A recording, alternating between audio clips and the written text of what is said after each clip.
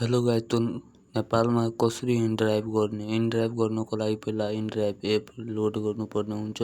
त्यसलाई ओपन गर्नुपर्ने हुन्छ र ओपन गरेर हामीलाई त्यो इनड्राइभमा साइन अप गर्नुपर्ने हुन्छ। साइन अप गर्नको लागि हामीलाई कन्टिन्यू विथ गुगल अथवा कन्टिन्यू विथ फोन नम्बरमा थिच्नुपर्ने हुन्छ।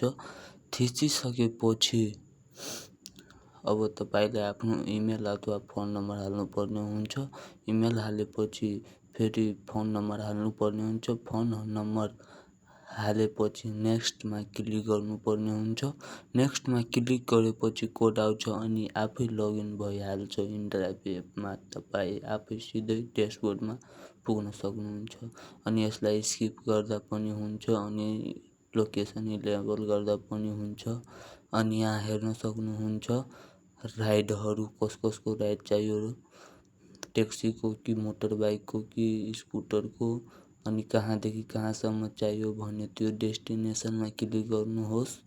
अनि डेस्टिनेसनमा क्लिक गरेपछि फ्रम कहाँबाट जानु छ त्यो लेख्नुहोस्। कहाँबाट जानु छ भने पोखराको इन्टरनेसनल एयरपोर्ट अनि टु पोखराको त्यो डेस्टिनील्यान्डमा जानु छ के।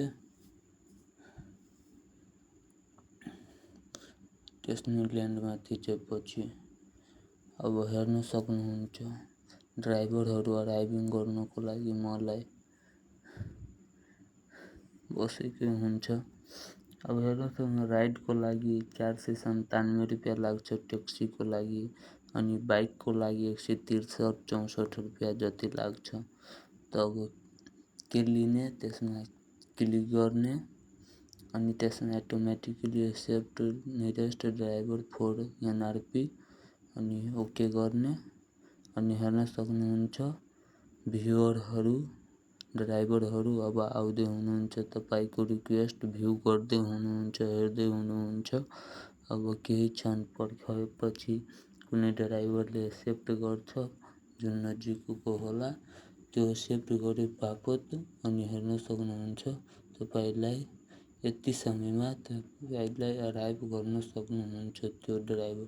हेर्न सक्नुहुन्छ यसको रिभ्यू, रेटिङ अनि कति वर्षको एक्सपिरियन्स हो अनि कति राइड यसले चलाएको हो। अनि यसलाई कन्ट्याक्ट गर्नको लागि कन्ट्याक्ट ड्राइभरमा क्लिक गर्न सक्नुहुन्छ।